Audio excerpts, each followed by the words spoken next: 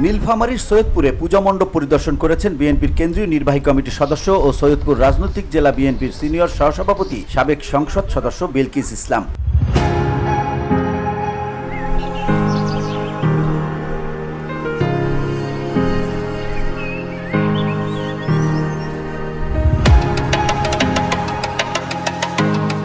সোমবার বিকেল থেকে গভীর রাত পর্যন্ত উপজেলার বিভিন্ন ইউনিয়ন ও শহরের তুলসীরাম সড়কে কেন্দ্রীয় দুর্গা মন্দির পরিদর্শন করেন তিনি। তারা নিশ্চিন্তে নির্বিঘ্নে এখানে পূজা অর্চন পালন করছে, উৎসব করছে, গান বাজনা করছে, অনেক ছেলেমেয়েরা এখানে, তারপরে বৌদিরা, দাদারা সবাই আছে, যেটি আমরা এর আগে বিশেষ করে গত বছর তাদের ভিতরে যে একটি ভয় ছিল, তার চেয়ে এবারে এই সৈয়দপুরেই শুধু ৮০টি গত বছরে যে যত পূজা মণ্ডপ ছিল তার প্রায় কয়েক গুণ বেশি পূজা মণ্ডপ এবারে হয়েছে এবং কিশোরগঞ্জে ১১৭টি।